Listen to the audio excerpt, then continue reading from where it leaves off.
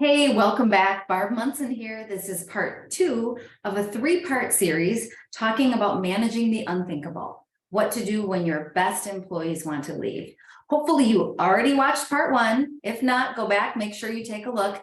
It covers how to respond when someone is leaving or you suspect they are leaving, and a process you can go through to see what might be in the work environment causing an exit. At the end of part 1, I started talking about the shifting team dynamics and conflicts which often show up in expectations around remote work in particular, but that's honestly just a symptom. The real team dynamic is underneath. So if you are a leader dealing with disengagement or trying to figure out how to create a dynamic and collaborative team environment, and it's a struggle, just know that it's not you. It truly is everywhere. And many of us are failing to recognize one really, really important detail. People don't want to be part of a team anymore. They want to be individuals. They want to be addressed as individuals. They want things customized to them as an individual. And no one's talking about that.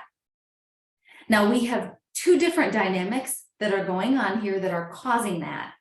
One of them originated in the pandemic when we all first came home from the office. One of the aha moments that I hear a lot at the individual level is that people realized work gave them a false social connection. You see, everyone was caught up being in just a super busy life. They never looked around and actually considered, how is it actually going? So we have all this busyness, all this activity around us, and we always have people around us, so we felt like we were connected. When that got taken away, people really started to look at what their relationships were, where they got their fulfillment from. And there was a lot of dissatisfaction that arose from that, aside from the pandemic stress. People were realizing for the first time, potentially ever, if not in a long time, that, wow, I really like the people that I work with. Everything's okay, but those truly aren't deep friendships or deep connections. I can't tell you how many times I've heard it. People are struggling to figure out where to actually get that connection, and they don't want it at work. They're not buying it. They're not buying all the Go team and the team activities, and you might still be selling it. And that could be why it's a struggle. Now, during this time, another dynamic took place that separately, these may have been just big enough, but when you put them together, it really amplified the result of this. That was Gen Z entering the workforce. Now, I am not going to get into generational differences. There's enough training on that already. And honestly, I really don't like to subscribe to categorizing people, whether it's age, whether it's anything, but I don't like putting people in boxes and saying they behave a certain way because of the box they're in. I'm very anti-box. However, it is helpful to be aware of a cultural shift in everyone's personal sphere that you may not realize has a huge impact on what people expect in the workplace. I haven't heard anyone else talking about this, but when you think about it, it's really obvious. It's obvious to me. It is the difference. There's a fundamental difference between being raised in a hierarchy home or a child-centric home. What does that even mean? Well, today, the people who have been in the workplace the longest, which is still a good chunk of people, they were raised in a historically traditional home with a hierarchy in place. Parents were firmly in charge, dad more than mom, and kids, if you were part of that generation, do you remember what you were told? To be seen and not heard. Now, over the years, that hierarchy mindset also was brought into the workplace. So it mirrored the home.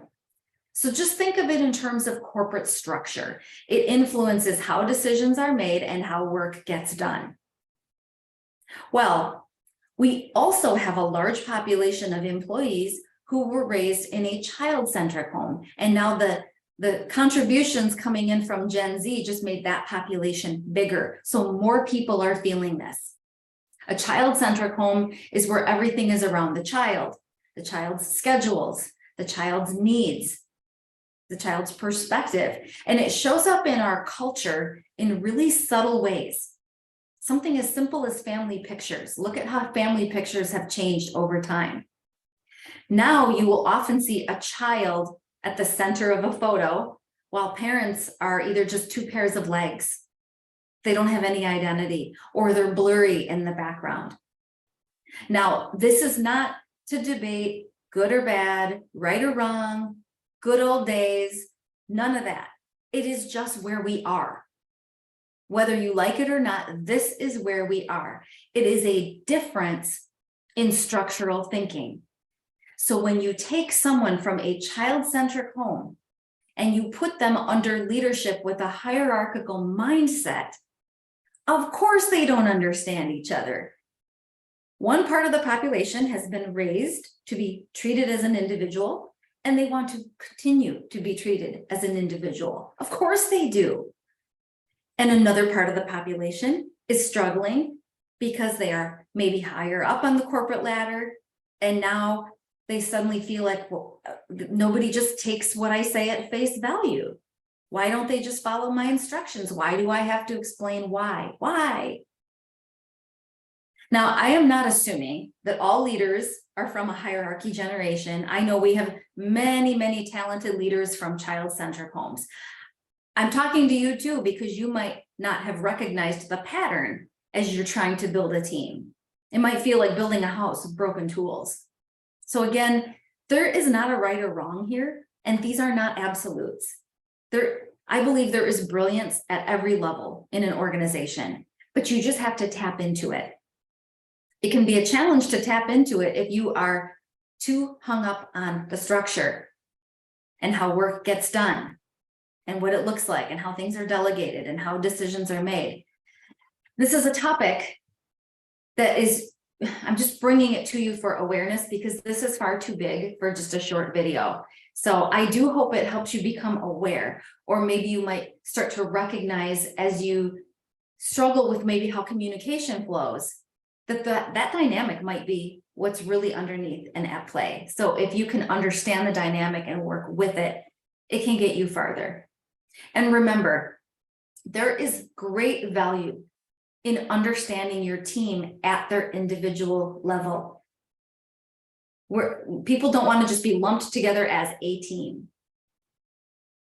When you understand how important that is to them, you will see why the one-size-fits-all approach isn't working. One size fits all, like everyone needs to take this standardized training. Everyone needs to be in the office on Tuesdays. If someone can't individually see the benefit of that to them, you've lost them. And then you're fighting back. And at some point, it's no longer about performance or efficiency or anything that you actually want. See, we're putting these structures in place, sometimes disconnected from what we actually want, without focusing on the result we want to get. So do you see how you will not get your best from your team if you are having a structural battle?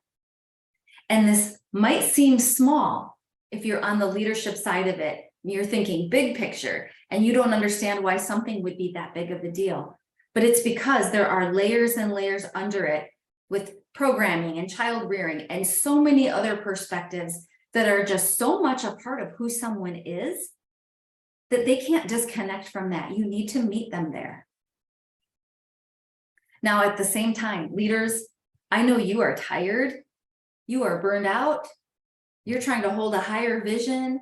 So I know you're thinking, Barb, I don't have time to sit and get to know everyone's individual list of preferences, let alone keep up with them and everything in their lives. That's actually what makes this message challenging. You need a specific plan for your organization.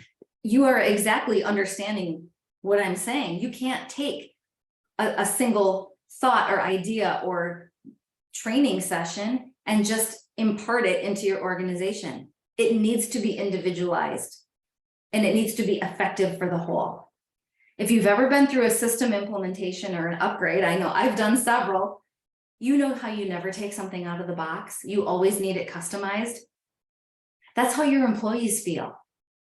They don't want out of the box. And my solutions for you aren't out of the box either. I customize a plan or program for every client so you can shrink the gap between what people want versus what needs to get done. All right. That's why standard out of the box training isn't working. People want to be seen and met on an individual level. So start there. But you can't start there if you don't have trust. And that's a biggie. That's another reason people leave. So we will be talking about trust in the next video, video number 3. You'll learn some ways to find out if you have it or if you don't. But remember that building trust is playing the long game, but you have to start somewhere. So we are going to start over in part 3. I will see you there.